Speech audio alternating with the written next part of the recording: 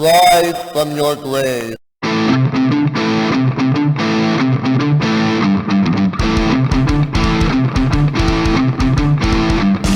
about that? Yeah.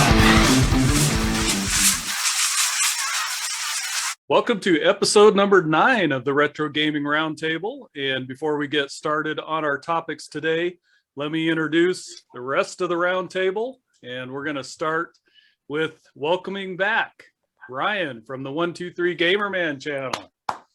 Hello. We had such a good time last time that, man, we had to have you back on soon. Aw, so thanks. And gotta give some love for that hat and the sweater, man. That's awesome. Mm-hmm. I show up festive.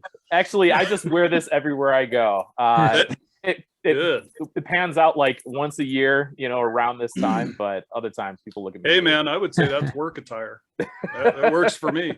That's right. All right, so then we've got Jason from the Kinda Cool YouTube channel. We've got Lyndon from Old School Games and Stories. Yeah, dual wielding light guns. That's always impressive. And we got Mark from the Dad Racer YouTube channel. What's Mark going is on? he's our grizzly veteran. So good to be back. So today we're going to talk about our greatest retro game finds / trades. And we're also going to discuss maybe some missed opportunities or regrettable trades as well. Before we get started on that, though, we always like to do our YouTube shout out. And so I'm going to kick that off. And I'm going to shout out Jag Corner.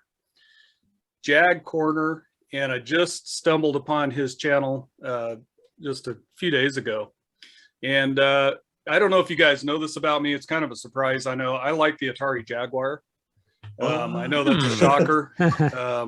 So this guy does a lot of very good content about the Atari Jaguar, but he also develops games for the Jaguar. Wow. Yeah. So he's got a whole website up there. He'll go through coding the game and everything right on camera. It's awesome, man. So Jag Corner is my shout out. And Ryan, do you have a shout out today? And I also want you to tell us, I heard something about a podcast called The Expansion Pack. Can you give us a little bit of a rundown of that too? Sure, 100%. I'll start with my shout out. I know you guys shouted out this channel before, but he has gone through a name change on YouTube. So I think it's worth shouting him out again.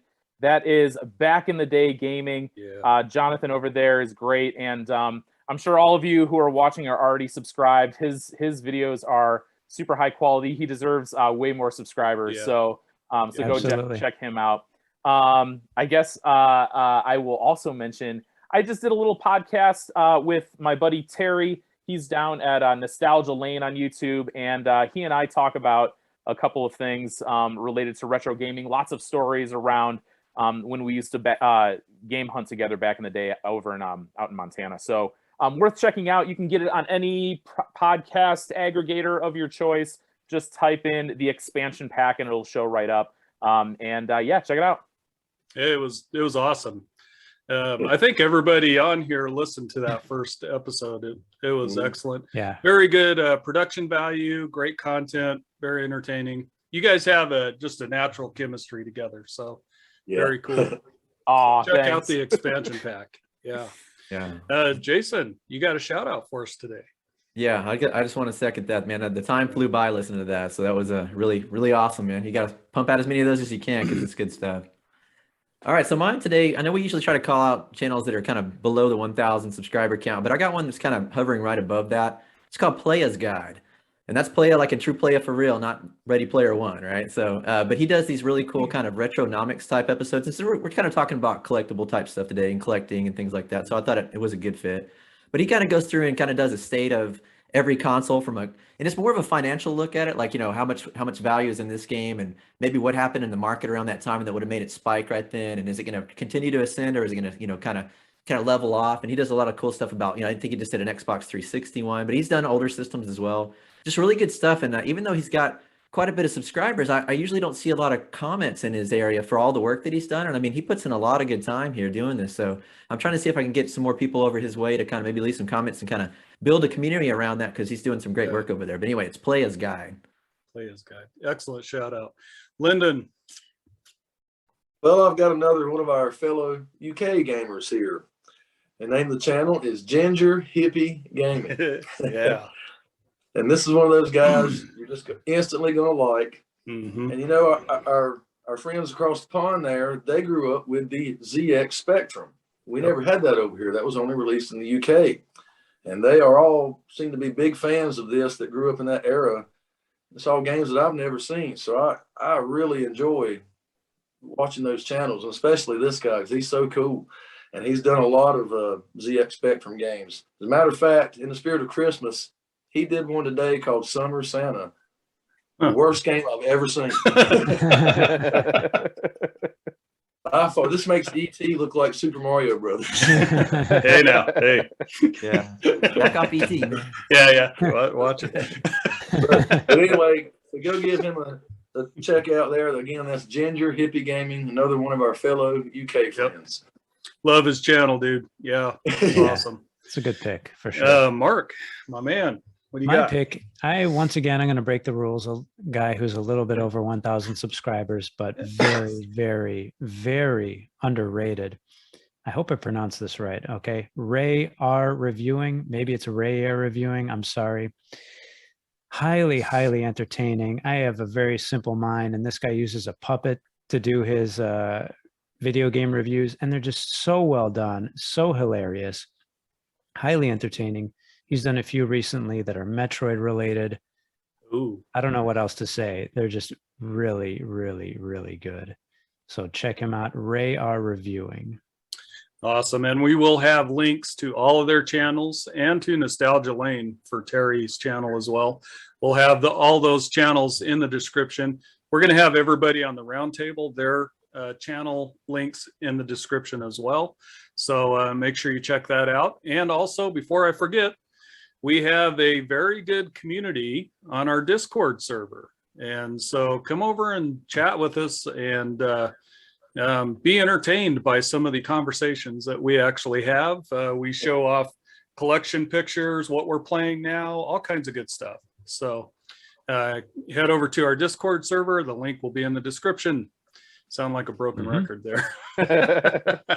All right, so we're going to start today off with our first topic, and that is our best retro game finds and trades.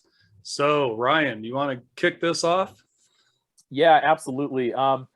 So I'm going to do one of each. When I think about the quintessential video game find, like those moments where you're saying to yourself, man, I saw something like this in a YouTube video, but I didn't think it would happen to me. I think about, there was a citywide garage sale that I went to a couple, and I actually go into more detail about this on that podcast that I put out. There was a video game garage sale that I went to. I'm sorry, just a citywide garage sale. And this was about, I would say it was about 4 or 5 years ago.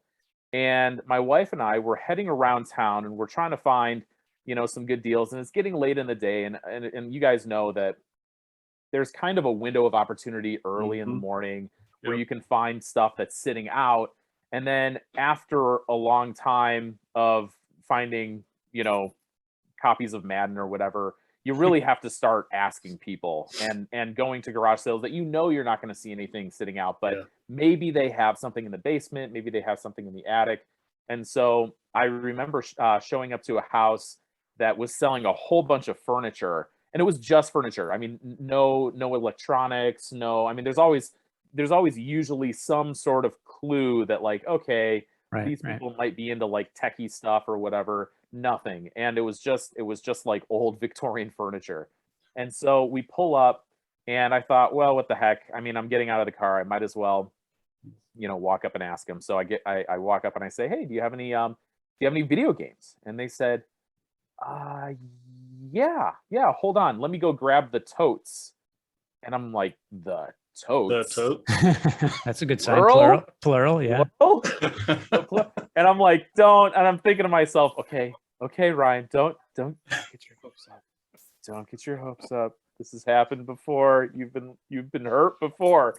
And so I'm standing there and I'm just like, my palms are sweating. I'm shaking, I'm just like, what could it be? And they come up with just tote after tote of games. And I'm talking like these like 30-gallon totes. I mean, not like small totes. I'm talking about like decent sized totes. And they're filled to the brim with all sorts of video games, Nintendo games, Super Nintendo games, a lot of PlayStation, all sorts of stuff, and just stacked. I mean, clearly they didn't really care about this stuff because it's all just piled and covered in dust in these totes. And right on top, I see, there it is. It's like shining on top of a video game hill is a copy of Earthbound. And so I'm like, oh man. Wow. And so I said to myself, well, I gotta get that. And so I gave him a price. I honestly didn't know what else was really in there because it was pretty deep. And at the time I even kind of thought to myself, this is a safe offer, but it's not an unfair offer. And as I'm standing here, all the other video game vultures are starting to circle this thing. You know what I mean? God. And so I'm just like, I need to get out of here. Yep. So I offered him what I thought was a fair price. My wife had to run and grab some money at the bank. I practically laid down on top of these totes, to make sure that the birds stayed off of them. And yeah, I took that home. There ended up being a lot of really great stuff in there. And I talk more about that in that podcast, but the crown jewel was that Earthbound. And that was the first time that I'd ever run into Earthbound. And so that was a really special experience for me. In terms of trades, actually, Joel, you may recognize this because this is a trade that I did with you. We did a trade a little while back. I'm sure you remember, for a little game called Gun Knack. Man, that looks familiar. Does that look familiar? Let me tell you, the game looked really fun. I was very interested in the game, and I played this several times since getting it from you, and it's an absolute blast. And the thing that really sold me on this was this rental cover here. This is just so cool. It is, and I love stuff like that. And this was a special trade for me because for a couple of reasons. Because it's always really great to get an incredibly uncommon game into the collection like that. And I think it was one of, correct me if I'm wrong, was it one of our kind of earlier trades, I think, or one of the earlier things? It was our second trade overall. Second trade. Yep. And it was cool because, watching your YouTube channel and kind of seeing, who you are and stuff like that through your channel, it was a very bizarre experience because I didn't know you that well, you know what I mean? And so, but at the same time, it never really even crossed my mind that this is something that I would be concerned about, you know what I mean? And so this trade was special for a couple of reasons. One, got a great game, happy about that. And it's also the largest trade for a single item I think I've ever done. So that's cool.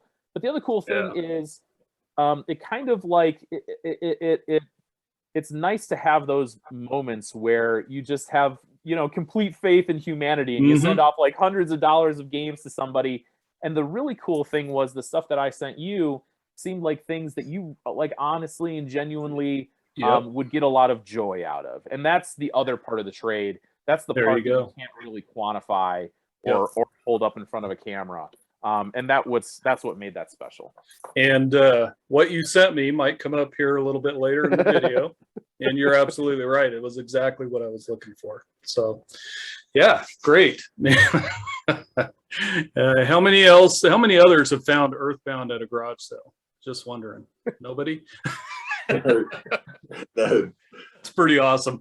And by the way, I forgot to tell you here later on in the video, we're going to all give you just a few tips that may help you. You may already know, but a few tips on retro game collecting. So I'm kind of looking forward to that, hearing what these guys have to say.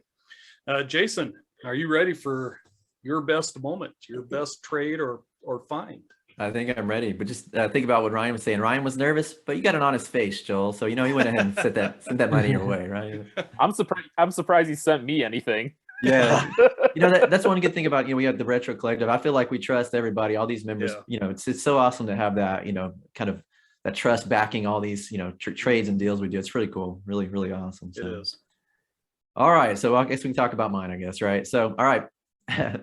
So if you've been watching any of my videos, everyone, there's no expectation that you have been, but if you did, you'll see I do, trades and pickup videos every now and then. And you'll know that probably my bread and butter go-to weapon of choice for these is Craigslist. And I get laughed at for using Craigslist. People tell me, man, it's outdated. You're a dinosaur. You're never going to find anything. You're wasting your time. But I got to tell you, man, I just keep finding stuff. And my best find ever probably just happened within the past couple of weeks, which is pretty unbelievable given the state of things in the retro gaming kind of community these days, or just retro gaming in general. I mean, the public and the normies are figuring this stuff out, but still in the past 2 weeks, I got my best score. So I'll kind of give you a story kind of how it went. If you've seen my video, it's probably spoiled a little bit of this, but so I see this ad on Craigslist for, I think it's like 7 N64 games. It's like $75. And I'm like, well, there's some flippable stuff out of that. I can make some of my money back. I'm going to go in and take a look at this one. And I was kind of on the fence, but something in my gut was saying, go check this one out. Right. So I go out and check it out and I pick it up and I do the deal. It's worth $75 pretty easily. But, and we're going to talk about key tips in the future for what you should do to try to kind of maybe find some games. Always ask, right? Yeah. So I'm getting ready to walk away and say, hey, you know what? You got anything else gaming related that you might want to get rid of? Because you know what? I do. I've got some Genesis games and I got some Super Nintendo stuff. Would you like to take a look?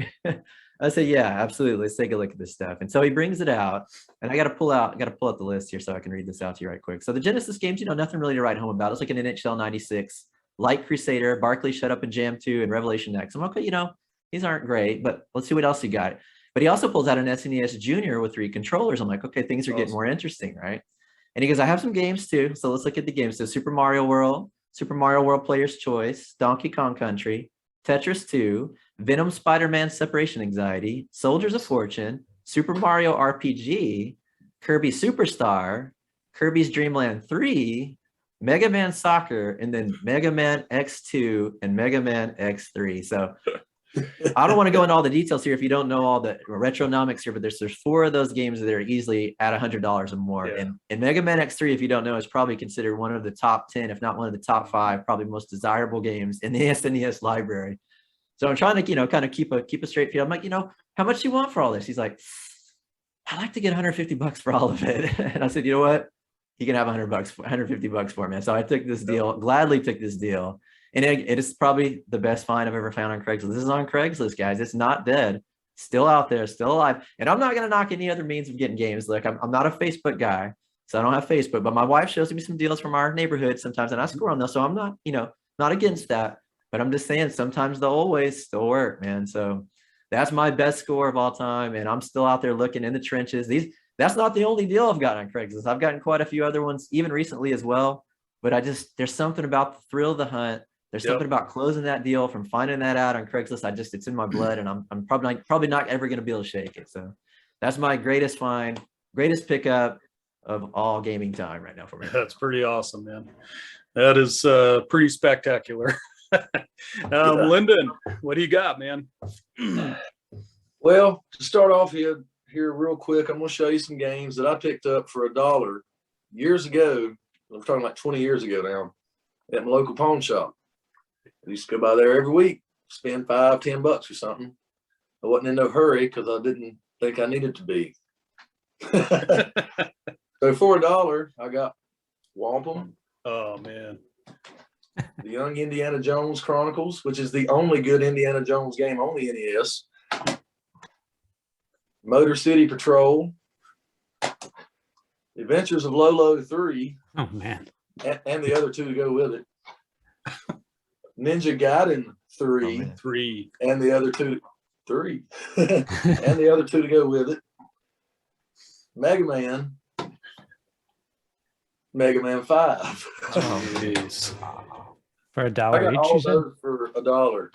Wow. But years ago, in the early days of it.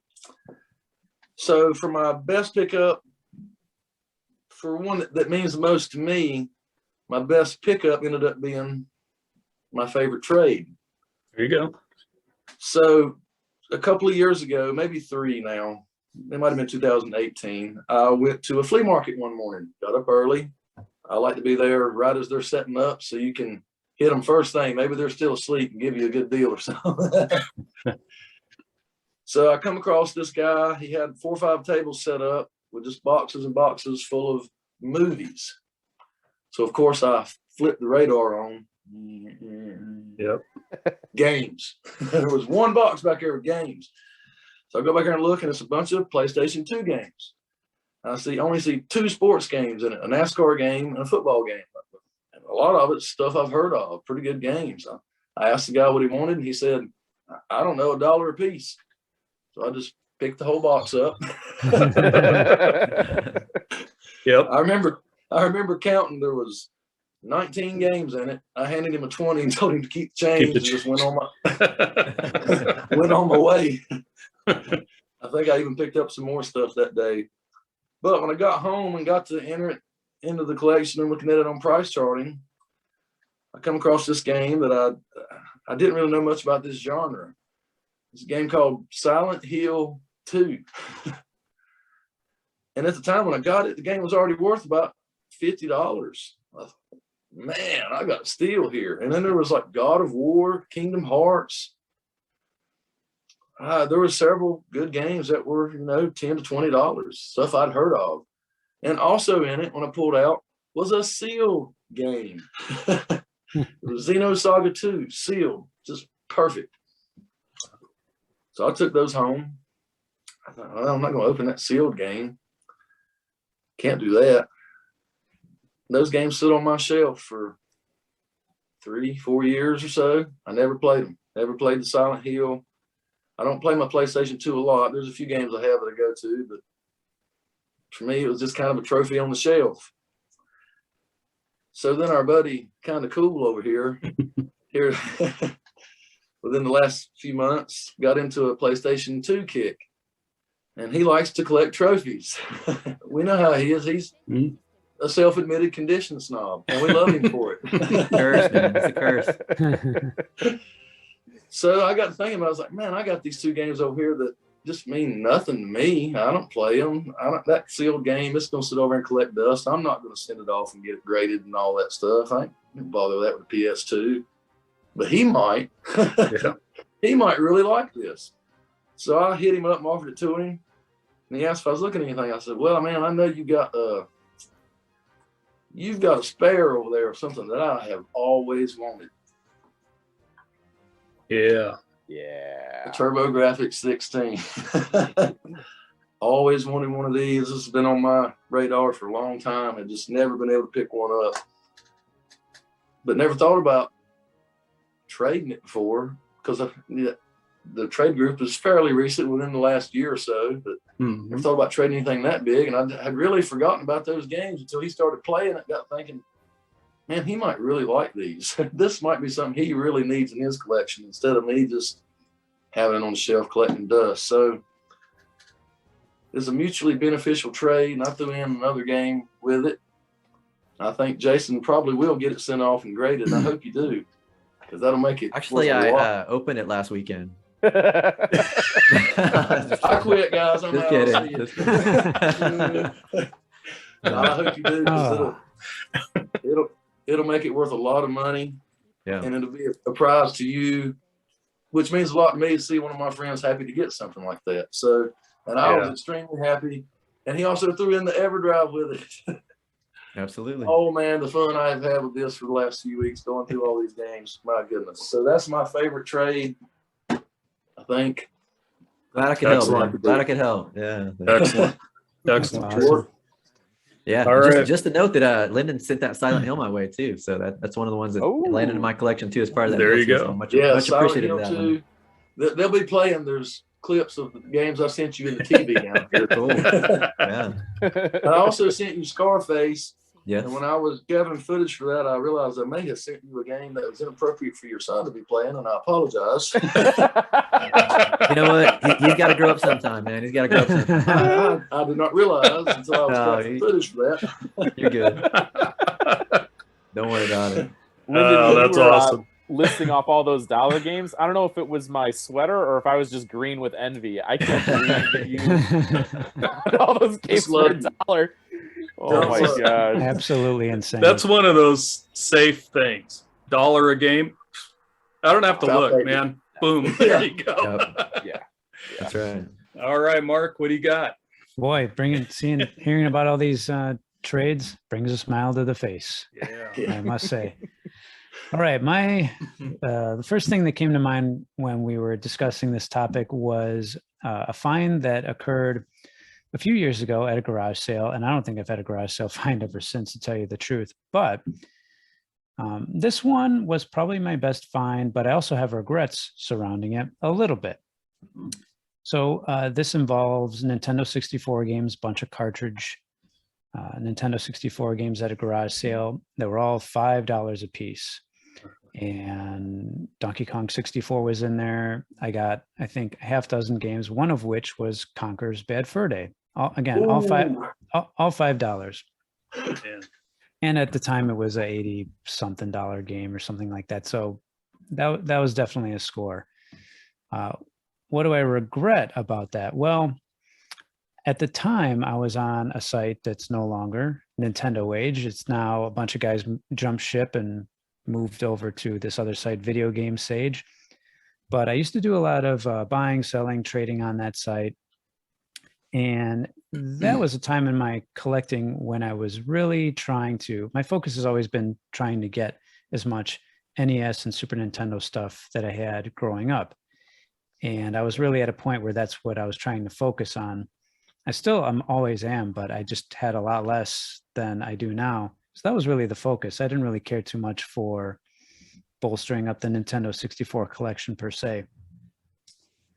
So what I did is I listed it for trade, the Conker's game and some of the others, on Nintendo Age, and I got all these hits. And I wound up trading several games that I actually still have right here that I'm going to show you. 9 games for that. Wow. For that one Conker's. We'll Wow. focus on that one. The 9 games here for the Conker's Bad Fur Day. What do I regret about that? Well, I played the game for an hour and I was having a blast, and I should have held on to it for another week or two. I should have played through the game, because I was having fun. I could have waited to trade that was kind of silly looking back on it. So that's sort of a regret. Monetarily speaking, not a regret.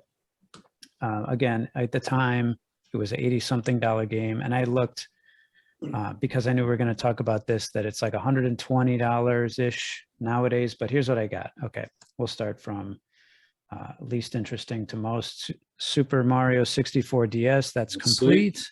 Nice. All right. More Nintendo stuff. Batman, the video game, can't go wrong there. Ninja Gaiden 2. Double Dragon 3. Ice Climber. Hey. All right. Super Mario Land. I don't know how There you that's go. coming across. Good one. All right. Super Mario. Mario Kart Super Circuit on the Game Boy Advance. Mario and Luigi Superstar Saga. That's a lot of fun. RPG type game. And now the last one that at the time I think was like $15, maybe $20 game at most, that has since shot up, and that's Metroid Fusion. Nice. So overall, I'm happy with the trade from a monetary perspective. I think I made the right decision. I know Conker's Bad Fur Day is a good game and it's uncommon, and I'd love to play through it someday. I just wish I held on to it for a little bit longer and then traded it away, got my enjoyment out of it. So I'm happy, but minor regret about that one. But if you would have waited, you never know that deal might have went away. So Right, of course. Yeah, I mean, that's- hindsight's always 2020, but that's I think great. I think that was sort of twofold. It was like a great Yeah. find at the garage Yeah. sale for $5, and then I turned it into a bunch of other games that Yep. I'm really still enjoying to this day. Well, some really great stories, and I'm going to have some things in common with probably most of them. For one thing is, I really do want to collect all the games that I used to own. So me and Mark are kind of on the same wavelength there. Mhm. And the other thing is the greatest find that I had We were out garage sailing. Had been to 4 or 5 garage sales. I don't know. I picked up a few junker games, you know, some 360 games, stuff like that. And then there's this one guy in town that has a garage sale like every other week, but he calls it a garage sale. But what he actually does is he goes in and buys, you can tell, he buys storage lockers and then he sells it on, you know, and he calls it a garage sale. So we thought, yeah, we'll go out and check it out. He lives out in the country. So we drove out there, been out there before, pulled down into the driveway, and there's just all this old furniture stuff that, you know, you see things on A&E, you know, with the storage wars. Yeah, most of the time you buy a storage locker, you're not going to get anything. And it was just junk everywhere. Well, we had kind of walked around looking, and my wife says, just ask him, does he have some games? And I'm like, he doesn't have any of that, you know, and just ask him.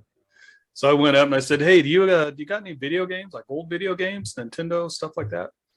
Yeah, I do. Yeah, I've got some. Yeah, here, I'll show you. So he takes us in there, weaves around all this junk. I mean, you could hardly even fit in there. And it's in this like big shed thing. And he goes, there they are right there, back in the corner. And the first thing I see is some N64 games. I saw a few Xbox 360, some old Xbox games. Then I saw this stack of NES games. And I'm like, oh, check it out. And I'm flipping through there, and there's Gun Knack for the NES. And it's in that case. It's right there. And the first thing I recognize, you know, I'm looking at that case. I'm like, oh man, that's the old NES games we used to rent all the time. Would come in something like that, you know. And I was just like overcome with nostalgia. And I'm thinking in my mind, Gun Knack is worth some money. I didn't know how much.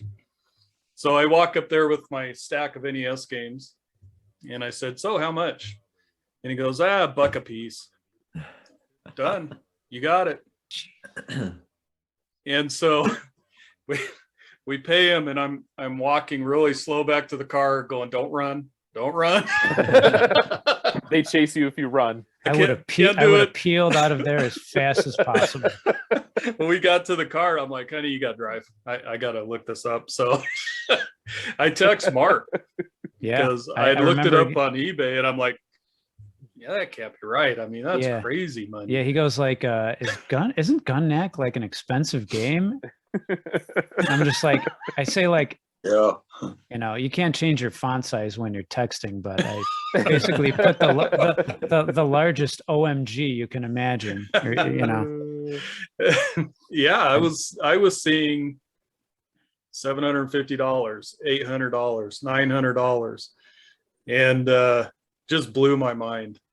And so that whole entire time, the entire time I started recollecting, I had an Atari Jaguar back in the day. That's what I was looking for, Sega Genesis, Atari Jaguar. So that game, Gun Knack, that I got for $1, sent it off to 123 Gamer Man, and and actually, he's very well known in our circle as the notorious CIB. Yeah, there we go. Oh, yeah. Shining Force 2, complete in box. Kasumi Ninja for the Atari Jaguar, complete in box. Iron Soldier, complete in box. And Super Burnout, complete in box. And Tiny Toon Adventures, complete in box, which went to my buddy Jason over at Kinda Cool. So that was my best find and best trades. And you know, the first time I beat Super C is probably the hardest game I've ever really beat without, you know, cheat codes or anything. I jumped off my chair and was like, yes, finally. I had that same feeling when I found that game for $1 out in the wild. Amazing. So yeah. Man, if you could bottle that feeling, especially nowadays, Joel, too, because like we're seeing, it's getting more and more difficult to come across those crazy stories. It's amazing. I mean, you just don't find you don't find retro games hardly at all at garage sales, and if you do, they know what they got. So. Yeah. Or they think they know they think they have more than they got. Yeah. That happens a lot too. Yeah. Madden 64. Yeah, $30. $30. Well, I saw a Facebook Marketplace listing yesterday. It had a lot of interesting stuff in there, and then I look in the description, and then I see the word price charting. And then I instantly closed it. Bye. Yeah. Swipe. Yep. Yep. No, thank you. Yeah, absolutely. So that's our best finds and trades. Now let's talk about our most regrettable trade or missed opportunity when it concerns retro gaming. So I think we ought to have a few funny stories there. Ryan, you want to kick us off with your most regrettable moment in retro game collecting? Oh, so many moments to choose from. Gentlemen, let me tell you a tale of woe and heartbreak. So this happened out in Bozeman, Montana, when I used to live out there. And, you guys were talking about, Lyndon, you were talking about going to the pawn shops. I used to go to the pawn shops every day. Every day I would go to the pawn shops because, number one, Bozeman, Montana has a lot of pawn shops. Like there were, just in my immediate area, there were about 6 or 7 of them. Wow. And they're all right next to each other. So it was easy to kind of just hit down the line. And when you show up to a pawn shop, enough times, they start to recognize you there, and you start forming relationships with people, and then they start holding things for you, or letting you know when things are going to come out, because there's always like a waiting period that they have to make sure things aren't stolen. So, they'll give you the heads up when they're about to put things out. So there was a pawn shop called First National Pawn, and I knew the guys in there, and they could care less about video games. Honestly, they did not care. They sold me every game, no matter what it was, for $3. Oh, my. It wasn't $1, Lyndon. Like some of us don't have that experience. Okay, I've never been there before, but it was $3. And you ran into some decent stuff from time to time.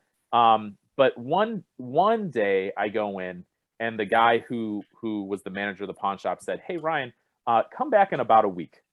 And I said, "Oh, okay." He said, "I have some things that I think you'll like." And I said, "Yeah, what are they?" And he said, "I'm not going to tell you, but just come back." And I said, "Okay." And so come back in a week, see him again. He says, "All right, here's what I have." So he takes these they're like old shopping bags, and they look heavy. You know what I mean? It's like one of it's that feeling that Joel is talking about, right? That just that Christmas morning, that you just got married feeling. I don't know. Yeah, it's just this is gonna be a big moment in my life. So anyway, so he takes these games and he just dumps them all out on the counter. And of course, they're all Super Nintendo games. And as a Super Nintendo collector, I'm getting excited. And there's a lot of really good stuff in there. There was Breath of Fire, both Breath of Fire 1 and 2. There was the combo cart, Dr. Mario. What's the combo cart? Shoot, I'm drawing a blank on it right now. The Tetris and Dr. Mario. Yeah, Tetris and Dr. Mario was in there. There was a Zombies Ate My Neighbors in there. I remember there was just a lot of really solid stuff. There was a Mario All-Stars in there, just good solid games, but there were some RPGs in there too, and I was excited to see that. And I said, "Yeah, how much are they?" I always asked because I never like to assume. He says, "Yeah, $3 a piece." And I said, "Oh, great. I'll take them all." And he says, "Well, let me just look them up first." And he always did that, even if they were a $50 game, he would still sell them to me for $3. So I didn't have a problem saying yes to that. Yeah, absolutely. So he starts looking it up. And as he's going down this pile, I see a game that I had casual awareness of at the time. Now I would recognize this game immediately. But at the time, I didn't know that this was a game that I should really be, honing in on. So, and it's Pocky and Rocky 2. A game that, by the way, I still don't have in my collection. And he says, and he takes the game, and I didn't think anything of it. And he puts it down on the counter in front of him, on eBay. And he starts scratching his chin, and he's scrolling, and he takes the game and he swipes it off the counter and puts it underneath the counter, and he stares at me dead in the eyes and he says, "You're not getting that one." Oh, man. I mean, I knew enough to know okay, but I want it. You know what I mean? Like, I don't know. And so I said, oh, really? I said, can I at least take a look at it? He says, nope, I'm sorry. We're going to sell that one online. And I said, oh, okay. All right. Fair enough. I mean, he's giving me such a good deal on this stuff. Like, I can't complain, right? And so I go home. I'm still feeling pretty good. And I'm feeling, like, I really should have I should have asked how much, right? I should have asked how much it was. I just kind of made the assumption that he was selling it for full price if he was going to sell it on eBay. So I went home, and then I ended up going back a couple of days later, and I said, you know what? I'm just kind of curious, like, how much you would sell that Pocky and Rocky 2 for, because at this point, I'm armed with information now. I didn't have a smartphone at the time, but I'd gone home, I'd looked it up online. At the time, I think it was about a $300 game. Now it's like a $500 game. And I said, I'm just curious how much you would sell that game for. And he says, it's already sold. I'm really sorry. I said, man. He said, yep, a collector came in and bought it. And I'm like, what? And he said, yep. He said he offered me $50 and I took it. And I'm like, my mouth just drops open. My eyes are like saucers. And I'm thinking to myself, I would have paid you $50 for that game. But it goes to show it's always worth asking. I think, because we had this relationship and he's selling me every game for $3, he's assuming that I'm a $3 guy. You know what I mean? And that everything's $3. And so, to this day, I think about that. And I'm like, man, I should have asked. So.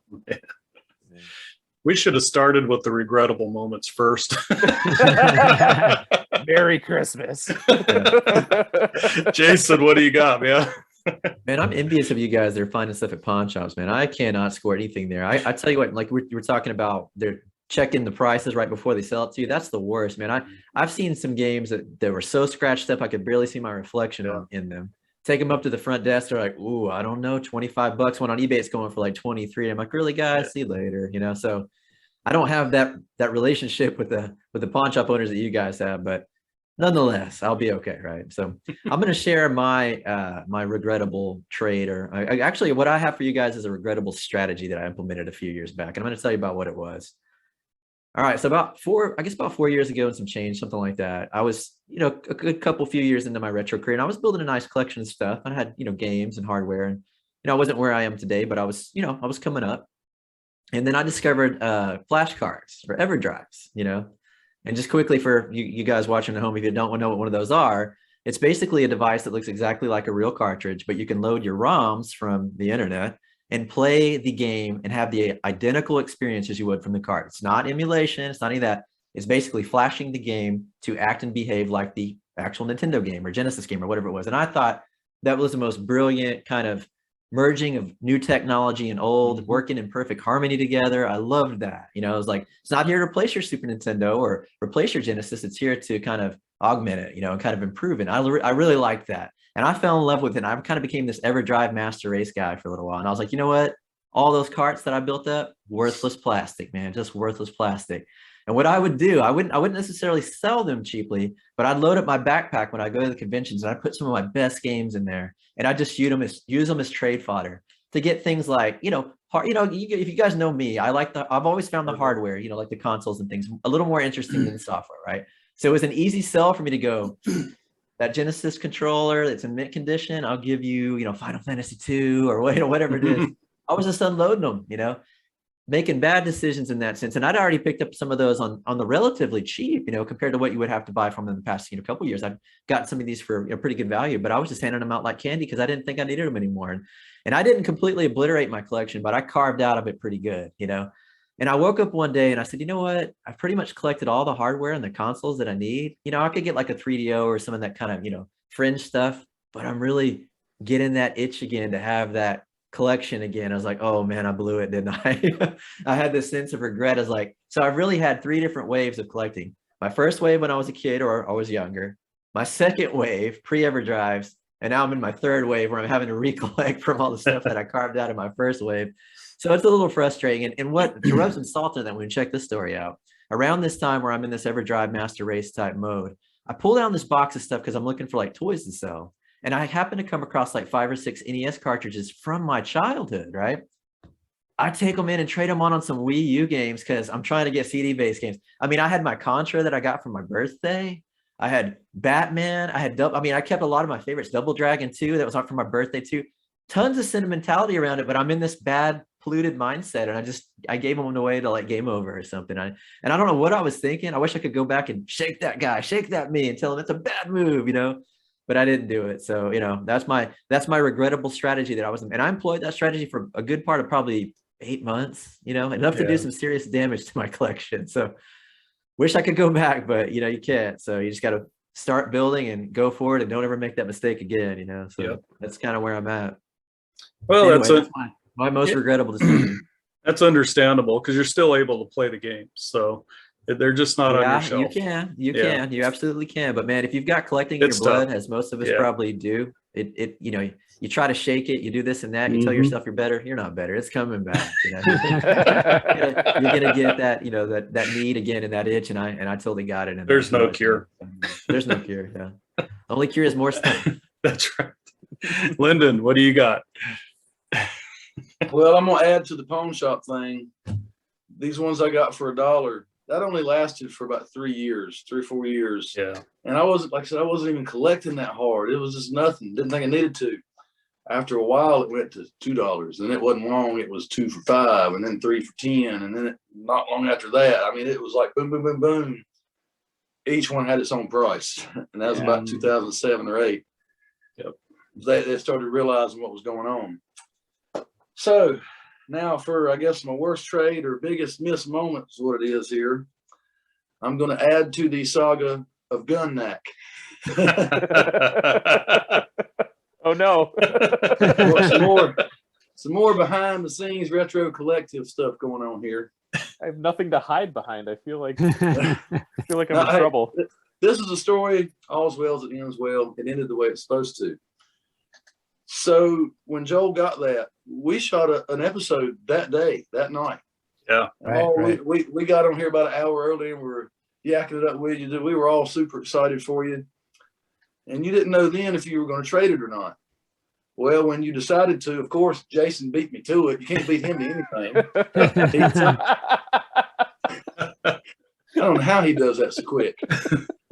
He's good. He is, I know. It's those Craigslist reflexes, man. That's what it is. So they were talking about it, and then Jason decided he didn't want to let go of his Jaguar. So Joe put it back out there again, and I happened to be at home and saw it, and I'm just like, I want it. Joe, I want it. So we started talking and working out a deal. And we come to a deal for some Saturn games. And one of them is a really expensive game. Yeah, it is. Dragon Force, the military strategy RPG. So he wanted that. I don't know if he was going to use it for sale or to get more Jaguar stuff. Don't matter. Once you get it, it's out of my hand. I don't care. So we decided on what we was going to trade. And I sit down to look at it and start sending him pictures. Now, this Dragon's Force game, like I said, the military strategy RPG, this is just not my thing. I do not have the patience for something like this anymore. I've put this in maybe twice and never even made it out of the options menu to start playing the game. So I didn't, there's just another trophy sitting on the shelf collecting dust, basically. So as I'm getting it out and I'm taking pictures, I'm doing this one last. The other two games are great, no problem. I get the manual out. I'm flipping through it. Okay, page 1, 2, 3, 4, 5, 6, 7, 8, 9, 10, 11, 12, 21, 22, 23, 24. What? Oh. 11, 12, 21, 22. Oh, no. Oh, no. This, because I just don't care for this type of game. I've not played it. I've not even looked at it. Again, a trophy on the shelf collecting dust. I've never flipped through the manual. It's a big, thick manual, and you assume because it's there. And when I got this with a few other games, they were all there. I just assumed it was there. That was my bad. You know what happens when you assume.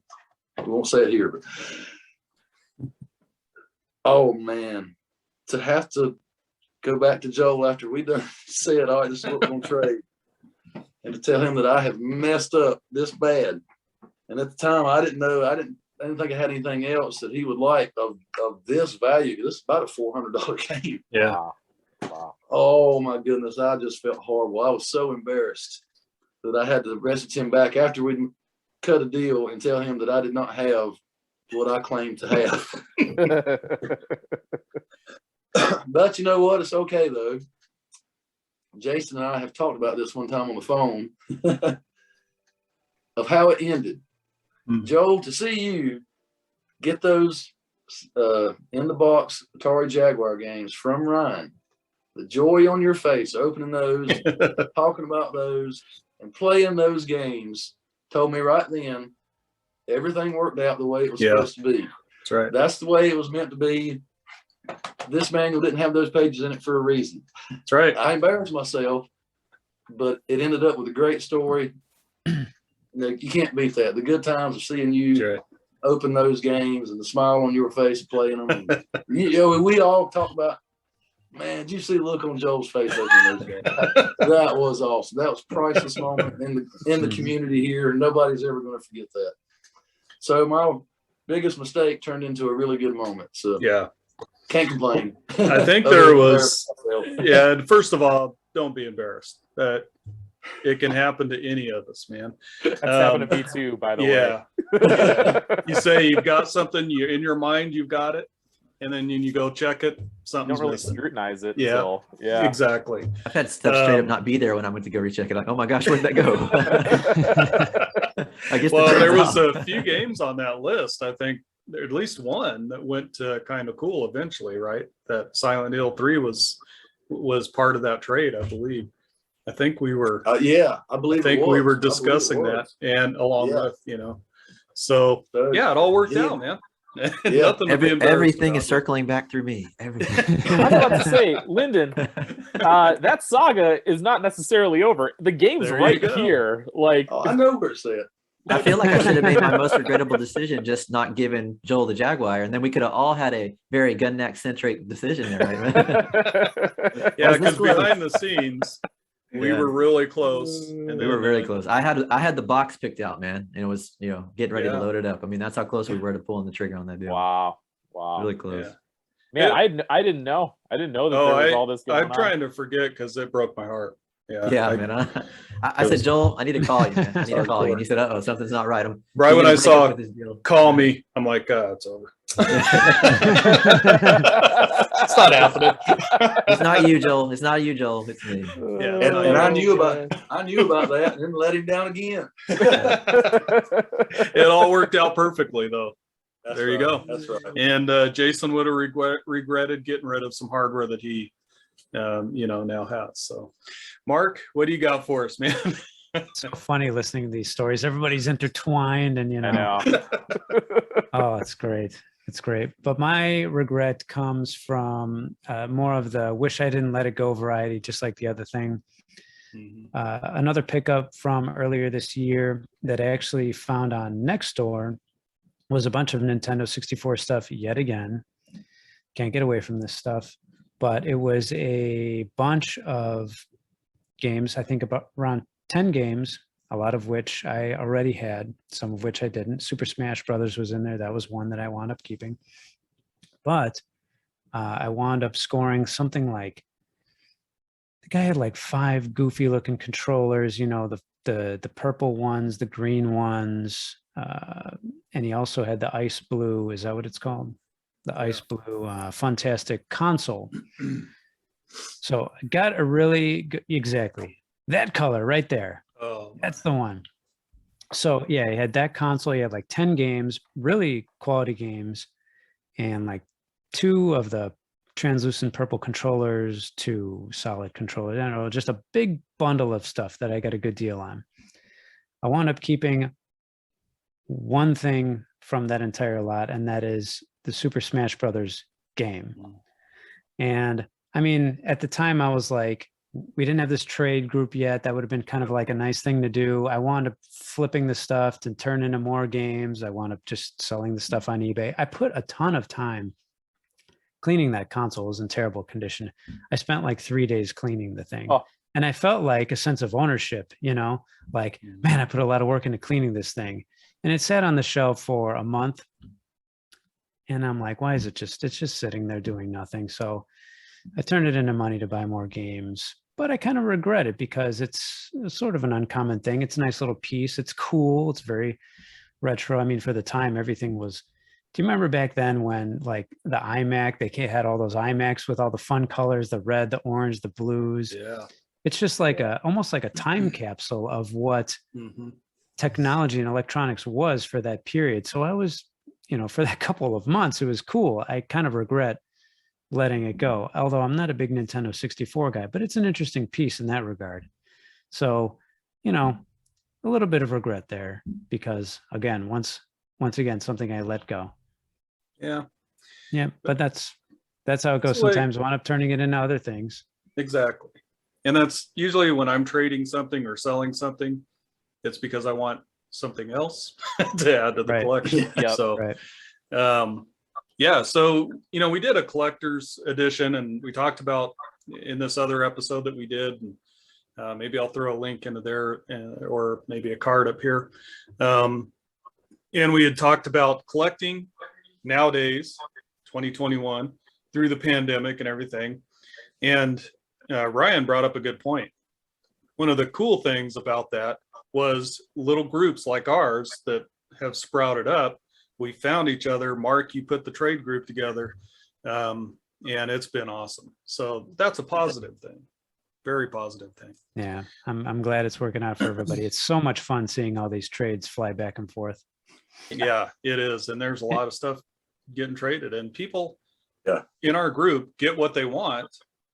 And, you know, it's amazing. It's been really cool. In fact, Ryan, here's a chance for me to say in person, as much as in person as I can, thank you for the recent trade that showed up on my doorstep yesterday. So far, nothing's on the way to your doorstep, but we got to work out a deal. And it was very, very nice of you to send me something with nothing in return quite yet, but we will work something out. So wait a second, you're trading with somebody else, Ryan? I thought I was the only one, man. You know, look, guys, we should talk about this later. I think he's cheating on the trade group, man. Yeah, man. So it's not what you think. It's not what you think. Yeah, right. It's not you, it's me. I barely know Mark. Yeah. You know, and to your point, Joel, we've talked about this, you know, offline too as well, but we tend to cater to each other's interests really well, right? So if we know somebody really loves Atari and we get an Atari score, we're going to definitely make sure they see some of that. If we know somebody likes Jaguar, we're going to make sure they see some of that Jaguar action. And I think that's really cool because we know each other well enough to know what we're into at any given moment. That's pretty neat. We do. Absolutely. Yeah. I gave Ryan my Donkey Kong Super Nintendo box. Ooh, it's good stuff, man. Mr. Notorious CI. How good does that look up there? Yeah. Oh, nice. That's awesome. Well, I'm going to kind of take it off the rails a little bit. Mine's not high dollar regret. It's a regret of trading a good game for a really garbage, crappy, terrible game. And it's my cousin's fault. His name is Thomas. And I just want that to be out there. His name, I might just dox him. I don't know. Thomas, if you're watching, right? Thomas, you know. His address is... He's a lawyer now. And so he had skills, you know, back then. But I had Sonic the Hedgehog. I hadn't beaten it yet. I'd played it. I enjoyed it, of course. But he had just gotten Techno Cop. I don't know if you guys have ever played Techno Cop. That game sucks. It does. That's probably the strongest language I've ever used on this channel, but it does. Well, use it where appropriate. Yeah. He brings it over and he's like, "Hey man, I just got this Techno Cop," you know, and he's showing it to me, and there's like blood in the game. It's like, ooh, that's pretty edgy, you know. Wow, man. It's a driving game and a side-scrolling game. It's both. It's awesome. So anyway, somehow, some way or another, I wanted that Techno Cop, so I traded him Sonic the Hedgehog for it. And that was my biggest regret. Because really what I collect for is to play the games. I like to have the game, of course, but playing the games, that's what's great. All right, so before we get going too much farther, just and we won't take too long on this, because we're kind of going pretty long here. Each one of you guys just give a few tips that maybe would help a new collector or somebody who's just getting into retro gaming, and we'll start it off with Ryan again. You got a few tips that you can kind of share with everybody? Yeah, I'm just going to give one in the interest of time, and that's that. You know, when you're talking to people, and I'm talking about people not necessarily like going to garage sales, but you're asking people if they have video games, things that they wouldn't normally sell. To be honest with them about how much something is worth and how much you're willing to pay for it. It's amazing to me how willing people are to give a good deal on something if they feel like they're being treated fairly. So I always say, here's what it's worth. I'll pay half of that. And most people are okay with that because they have no interest in going online to try to get full price on something. So I've never had that really blow up in my face before. And I think it's the way to treat people. And I think when you're starting off collecting, you're so, focused on like getting things and getting good deals. If they don't have a price on it and you're not paying their price, then treat them fairly with your price. That's good. That's a really good point. Plus, if they have anything else, they're going to be more apt to sell it to you. So yeah, 100%.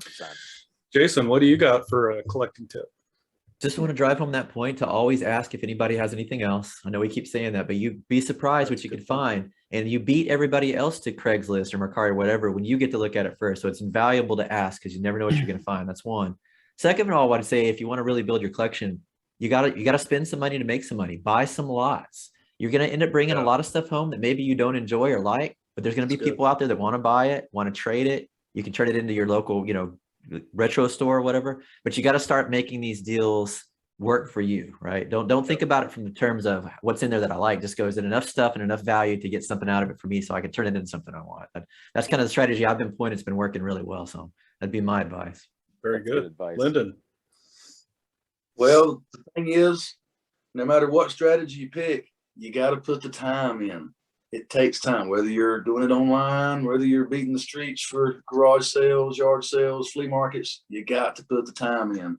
Like these guys say, ask, especially yard sales, garage sales. And do not forget antique malls. You see a lot of those today, and they're all like consignment stores. People set up a bunch of different booths in there. You'll be surprised. You might come across a booth that'll have a stack of games sometime, and they may not. I ran across a pretty good deal on some stuff just a couple of weeks ago. That's a great point. And you can try to find out when the vendors are going to be there. Always show up early when you're going out and about. Yeah. And just put your time in. That's what it takes. Yeah, that's great. Mark. You guys ever dial a random phone number from the phone booth and then, from the phone book, and then they pick up and you ask something like, I'm calling about the ad for the Craigslist ad for the video games. And then when they say, what are you talking about? Say, oh, sorry, wrong number. Hey, you wouldn't happen to have any video games, would you? You guys ever do that one? No? Okay. My number one tip is to start out by asking if the stuff still works, actually. Start out with that rather than saying, well, you start the whole conversation. Is it still available? Don't offer them any money yet. Just say, does it still work? And sometimes that puts just a little bit of doubt in their mind that the stuff still works. Maybe it's an instant 10% off type of a thing, but I do that. And sometimes they're very sure it works, and it doesn't matter. The point is, ask if it works. The tip that you guys said before, always ask if there's more. That's a huge one. And yeah, it takes a lot of time and persistence. Yeah, it does. If you're wanting to go out and just start your collection right away with a bunch of games and systems, you're going to be paying crazy money. So it takes time. My tip is, there's a few tips that I have. One is I tell all my family members know that I collect retro games. So if they see something on Facebook or they see something, they're out at a garage sale. My daughters love to garage sale. They'll call me and send me a picture, So that's my first tip. Second one is if you're buying off eBay, which a lot of us unfortunately have to now and then. I don't like that as my main source, but you can set up notifications. So I put up a notification for Castlevania Bloodlines, and then I also do a search when I'm looking for items. You can search for newly listed. Of course, you can sort by the price. Also look for best offers, and don't be afraid to throw a best offer in there. Yeah. It's blown my mind. I've offered like 60% on games before, and the guy just pulls the trigger and sends it out to me. So those are my few tips. So, all right. Yeah, especially sorry to interrupt, but Good. especially this is getting close to the end of the year. People might be more willing to right. offload stuff before the end. Need Christmas money. That's Yeah. right. Also, if you see an aging auction, you can snipe those pretty easily too. That's Mhm. good too. Yeah. And I think I just don't have the patience for auctions. But I Yeah. think you get a lot I'm with better you. deal if you have the patience to bid on something. I guess I meant just something on eBay, because I usually don't do the auctions either. I meant like if there's something been on eBay for a long time, Okay. like Yeah. a lowball offer, and they're a lot more likely to accept a lowball offer. And that's Sure, true. sure. You could you can sort by how long it's been on there instead of newly listed. Right. Mhm. Yeah, that's a good point. Good tip. Hmm. The other one, well, and this is a freebie, but pawn shops, if you go in, try to, like Ryan was saying, develop a relationship with the owner, that he knows the guy at my pawn shop, Patriot Pawn in Sterling, knows what I'm looking for, and he'll set stuff aside right when I walk in the door. Hey man, I got a box of NES game, that type of thing. So That's great. all right, man, good tips. So let's start with, well, we're going to finish up with the pop quiz, but it's not really that big of a pop quiz. So what I'm asking, since we're getting very close to Christmas and the holidays, what is your favorite Christmas gaming related gift that you have ever got? And Ryan, you ready to start us off with that as well? Oh, absolutely. My favorite gaming gift was when I got my N64 and Cruisin' USA for Christmas. Sweet. And I remember my brothers and we put so many hours into that game, and it's a great game. We thought the game was broken at first because it was the first game that we'd come across that you had to unlock levels. So we didn't have all the levels available to us. And so we actually had my grandparents go to the store and return the game because we thought it was broken. And then when we got the new game, the exact same thing was That's the case. good Where you could stuff. only get to the early levels. That's good So stuff. it was a good learning experience too. That's awesome. Jason. Yeah, I mean, I'm probably rehashing what I talked about on one of our previous videos, but it's I guess it was the first and most fondest or whatever fondest. Yeah. My Christmas of '87, man, it was the Nintendo Entertainment System with the Akari Warriors and Mike Tyson's Punch Out. Can't beat it. That's great, man. You can't beat that. Lyndon. I bet I remember know. getting all of my systems at Christmas. That's the only time I could get something like that. My Yep. Tandy Color computer too, I got at Christmas. My NES, a few years later, my grandparents got me for Christmas, and then several years after that, my grandparents again got me the Super Nintendo for Christmas. I remember all of those very vividly. It's awesome to have each one of those. Grandparents are special. awesome, aren't they? Oh, yes, they are. Yes, they are. Mark, what was your favorite gaming related gift? Oh, without a Christmas doubt, Teenage Mutant Ninja Turtles, the arcade game on the NES. I think it Nice. was Christmas 1990. I hope That's I'm not excellent. wrong about that. That but sounds yeah, right. Yeah. Well, That's the one. yeah, I didn't mean to cut you off there. No, So I told the story about I got a Atari 2600 one year for Christmas, and my mom was bringing it into the house, and I thought I needed to go out and help her with the groceries, and we met in the door, and I got to see what my gift was and got to have it a little bit early. So that's one of them. But I also want to share that she went in, and when I got my NES, she went in, and thank goodness she got a good clerk. And I think it was JCPenney. She asked, what is a really great NES game? She had no idea. And so the clerk pointed her to The Legend of Zelda. And so one Christmas, I got The Legend of Zelda. So that's my favorite Christmas gaming related gift. So All right. Right? I think we put a wrap on this. So yeah, I think I could speak for all of us. We want to wish you guys a very Merry Christmas, a Happy New Year, and yeah. Some more than others, even, right? That's right. I feel like plain Jane here, man. I don't got a shark hat. Yeah, I don't have ditto. I do have the lights, but then Yeah. again, they never move anyway. But I got the tree. I got the tree. There you go. there you go. I brought something. So I just answered my question on my lights. Look, they're gone. Started out with lights, but All right. I think one of mine is begging for mercy, but he's gonna hold out all the way to the end, I think. I'm taking mine back to Home Depot. All right. Well, we hope you guys have a safe rest of your day and a Merry Christmas. Thanks for joining us. Bye-bye.